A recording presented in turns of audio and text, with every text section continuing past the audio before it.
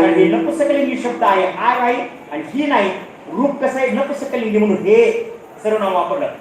हे रूप मला आवडलं, पण हे रूप आवडत असताना आम्हाला ते रूप दिसलं कसं? आवडे हे रूप गोजिरे सगुण आणि पाहता लोचन सुखावले.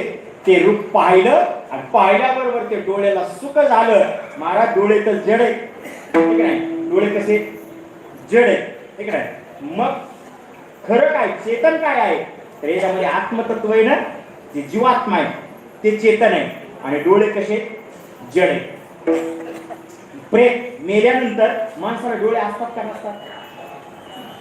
असतात, बरोबर आहे? डोळे असतात, पण तो पाहतो का? का? चैतन्य निघून गेला. आता काय राहिलं त्याच्यात? जडपणा राहिला. आता जड पाहू शकत नाही, मग डोळे जड आहेत आणि डोळे जड असताना तुकोबाराय म्हणतात ते पाहतास श्रीम काय पाहता लोचन सुखावले. लोचन कसे सुखावते? कारण लोचन तर जड आहे. मग परिणाम असा आहे चेतन सुखावतं म्हणजे जीव सुखावतो, पण परिणाम असा आहे म्हणताना मात्र आपण लोचन सुखावले म्हणतो, पण त्याला अध्यारोध आपण असं घ्यायचं आहे की आत्म्याला काय झाला? त्याला आनंद झाला, जीवात्म्याला आनंद झाला. कशाप्रमाणे? त्याच्याकरता धर्मराज धोरेंद्राने सांगितलेली व्याख्या आहे. धर्मराज धोरेंद्राने सांगितलेली व्याख्या अशी आहे, यथा तडागुदकम छिद्रान निर्गत्य कुल्यात्मना केदारान प्रविश्य चतुष्कोणादि तथा तेजसांतकरणमपि चक्षुरादि द्वारा घटादिदेश विषय देशंगत्वा परिणामते सा वृत्ती. त्या वृत्तीचं लक्षण करत असताना असं म्हटलंय, यथा तडागुदकम छिद्रान निर्गत्य. यथा म्हणजे ज्याप्रमाणे, तडाग म्हणजे तळ, उदक म्हणजे पाणी. यथा तडाग उदकम ज्याप्रमाणे तळ्यातील पाणी. यथा तडाग उदकम छिद्रान निर्गत्य. छिद्रान म्हणजे पाईपद्वारे, ठीक आहे? छिद्रान निर्गत्य बाहेर पडून, निर्गत्य कुल्यात्मना केदारान प्रविश्य. कुल्यात्मना म्हणजे आळ. त्या कुल्यात्मनामध्ये त्या आळ्यामध्ये काय होतं? प्रविष्ट होतं. ते प्रविष्ट करतं काय? पाणी. कुठलं? तळ्यातील पाणी पाईपद्वारे जाऊन त्या आळ्याच्या आकाराचं पाणी बनतं. आता आहे का? पाणी आकाराचं कोणतं होतं?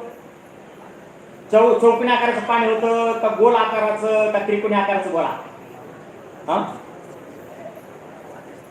जसा शेतकऱ्याने आकार देईल तसं. एखाद्या शेतकऱ्याने चौकोनी आकाराचं आळं केलं तर पाणी कोणत्या आकारात होणार आहे? चौकोनी. एखाद्या शेतकऱ्याने गोल आकाराचं आळं केलं तर गोल. एखाद्या शेतकऱ्याने आकाराचं आळं केलं तर त्रिकोणी. का?